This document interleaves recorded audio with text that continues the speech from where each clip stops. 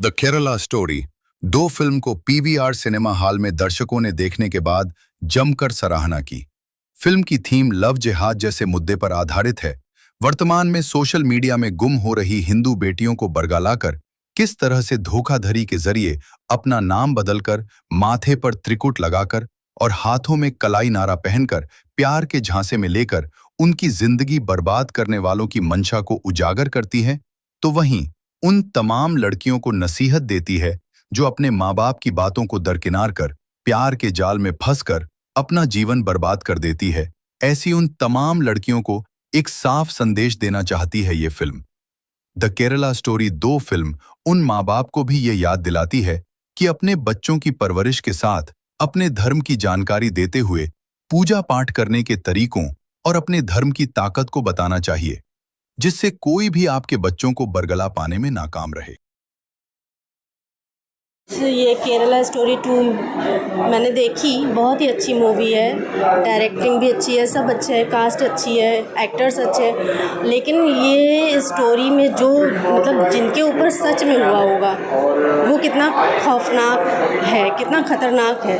तो इसलिए मैं आपके न्यूज़ के माध्यम से ये कहना चाहूँगी अपनी ख़ास तौर से हिंदू युवतियों के लिए कि आप किसी के बहकावे में ना आए। आपको बहुत अच्छा आज़ादी है और ये फिल्म देखने ज़रूर आए। इस फिल्म को देखने से उनको ये होगा कि हाँ, समझ में आएगा कि सब जब दिखाना अलग चीज़ होती है और रियलिटी अलग होती है ना। तो इसलिए ये फिल्म सभी युवतियों को देखनी चाहिए और इसको ये झूठी नहीं है, स्टोरी सच में बनी हुई है। कितने ऐसे कांड होते रहते हैं, तो इन सबको ध्यान में रख के किसी के बहकावे में ना आके अपने ही धर्म में, अपने ही रिलीजन के प्रति उनको जागरूक रहना चाहिए, किसी के बहकावे में नहीं आना चाहिए। जी, मेरा नाम विद्या द्विवेदी, पार्षद मालवीय नगर। फिल्म बहुत अच्छी थी।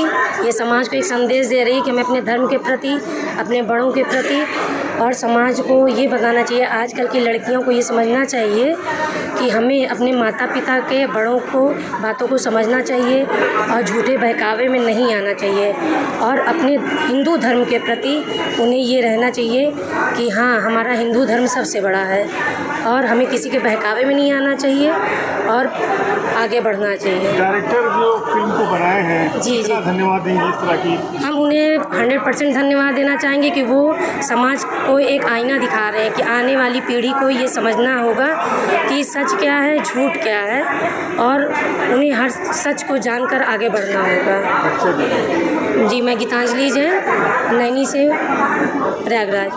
जो मूवी बनाई गई उसके लिए डायरेक्टर को धन्यवाद देंगे, क्या कहें? देखिए, डायरेक्टर साहब ने इस करंट पोजीशन के हिसाब से बिल्कुल रियल पिक्चर जो आज दिख रही है हमें, उसको उन्होंने उकेरने की पूरी भरपूर प्रयास किया, उसमें सफल भी रहे हैं। उन्होंने इस फिल्म के माध्यम से अपने युवा वर्ग को, ख़ास तौर से महिलाओं को जो 12 से 16, 14, 18, 20 की उम्र की हैं, किस तरीके से एक व्यक्तिगत समाज अपने प्यार के जाल में फंसाकर उनको किस तरीके से यूज़ करना चाहता है। अभी एक भाई ने बोला कि जो काम बारूद नहीं करता था वो प्यार करता है। उन्होंने इस चीज़ को वही करने की कोशिश की है।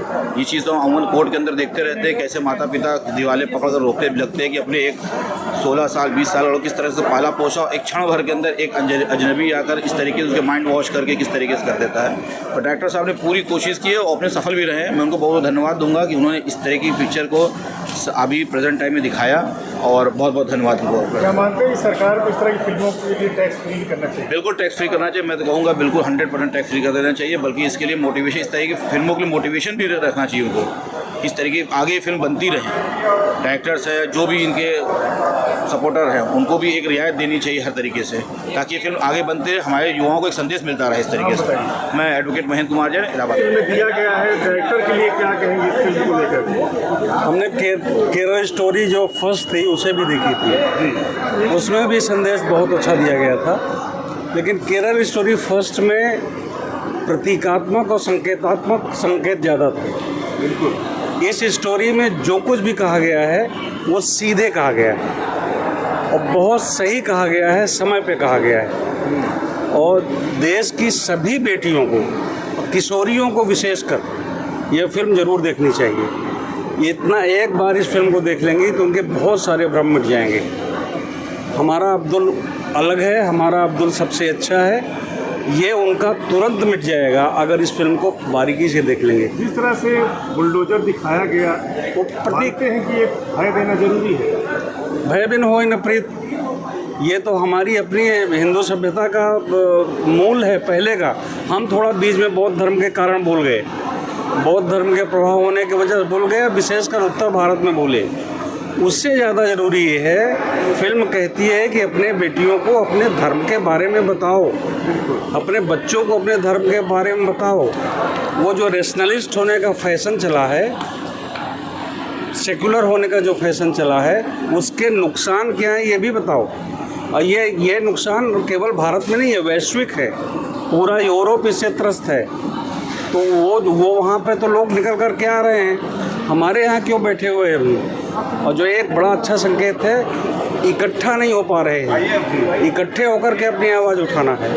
अभी भी बजरंग दल को उतना सपोर्ट नहीं मिलता है, अभी भी कोई हिंदू रक्षा दल है उसको उतना सपोर्ट नहीं मिलता है। आवश्यकता यह है कि अगर कहीं गैर कानूनी काम हो रहा है, किसी भी तरह का हो रहा है, और उसमें हमारा कोई भी संगठन सामने आता है, तो आम जनता को आगे आना चाहिए अपने स्वार्थ की तिलांजलि देकर। मानते हैं कि इस तरह की फिल्मों को टैक्स फ्री सरकार को करना चाहिए, बिल्कुल करना चाहिए।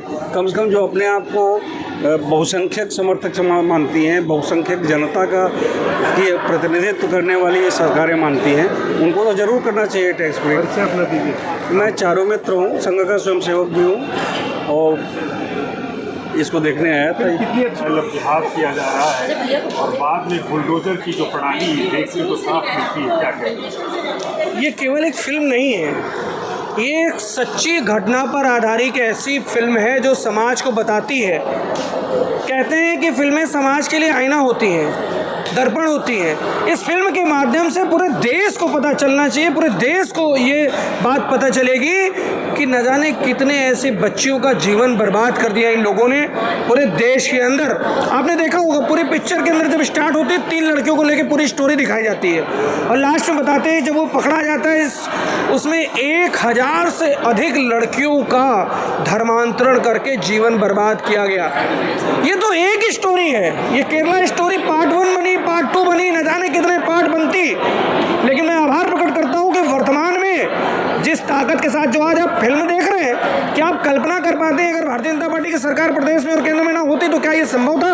क्या ये पिक्चर रिलीज भी हो पाती? अब तक हंगामा हो गया होता। इसको विषय को लाने की हिम्मत किसी के अंदर नहीं थी। मैं धन्यवाद दूंगा निर्देशक को, धन्यवाद दूंगा जिसने इस पिक्चर को बनाया है, जिसने इस विषय को रखने की हिम्मत दिखाई है। उस हिम्मत को मैं इसलिए कह रहा हूँ कि आज इस पिक्चर के माध्यम से युवाओं को ये पता चलना चाहिए, युवाओं को ये मालूम चलना चाहिए कि इस कम उम्र के अंदर उनके साथ क्या करने की कोशिश लोग करते हैं। जहाँ एक तरफ कोई भी लड़की आपने देखा कि उसके प्यार में पागल होकर के उसके लिए अपने माता पिता जो बचपन से उसको पाल करके बड़ा करते हैं उसके साथ जाती है। सच्ची घटना केवल घटना की दृष्टि से मत देखिए। आप सोचिए, मैं जब फिल्म देख रहा था थोड़ी देर के लिए भावुक हो गया, थोड़ी देर के अंदर हमारे अंदर वो भावना आ गई। सोचिए एक पिक्चर देख करके जब हम भावुक हो सकते हैं तो जिस लड़की ने जिन लड़कियों ने देश के अंदर इस पीड़ा को सहा होगा, जिनके माता पिता ने इस पीड़ा को सहा होगा, जिस समाज से वो आती हैं उस समाज के बारे में कल्पना, समाज बांटने की बात नहीं है। अगर आप बात करेंगे तो आप देखिए कुछ देश ऐसे भी जहाँ मुस्लिमों को आपने देखा हवाई जहाज से उड़ के गए और वहाँ कोई दूसरा थोड़ी ना था, वहाँ हिंदू नहीं गया था, वहाँ मुसलमान ही मुसलमान थे, लेकिन वहाँ से उड़ करके जा रहे हवाई जहाज से लोग गिर गिर के मर रहे। मानवता के विपरीत जो भी व्यक्ति हो, समाज के विपरीत जो भी व्यक्ति हो, निश्चित तौर पे उसका खंडन होना चाहिए, विरोध होना चाहिए। और ऐसी पिक्चरें समाज के लिए एक दर्पण है। और इस पिक्चर को मैं तो यही कहूँगा कि आज जिस तरीके से बुलडोजर की जो बात आपने की, बुलडोजर जब लास्ट में देखिए गुस्सा सा भरता है, जब पापी का अंत होता है, उसके किए कर्मों को उसको दंड मिलता है। ये पिक्चर बताती है कि जिस दिन समाज जग जाएगा, जिस दिन लोग जग जाएंगे, जिस दिन युवा जाग जाएगा, जिस दिन युवाओं के अंदर ये बात पता चल जाएगी कि हमें क्या करना है, अपना हमारी सनातन संस्कृति कितनी पवित्र है, उसके अंदर इतने नियम कानून जो बनाए गए हैं वो हमें एक दूसरे से जोड़ती है, हमारे 16 संस्कार एक दूसरे से जोड़ते हैं। जब बच्चों को ये पता चलेगा, ये चीज़ें जानेंगे, तभी जाके जाके परिवर्तन आएगा। मैं पुनः आभार प्रकट करता हूँ जिसने इस फिल्म को बनाया है। ना केवल इसको फिल्म के रूप से समाज में जाना चाहिए, बल्कि समाज को ये देखना चाहिए कि एक सच्ची घटना है जिसके बारे में लोगों को सोचना चाहिए। मैं ओम प्रकाश द्विवेदी, अधिवक्ता उच्च न्यायालय प्रयागराज।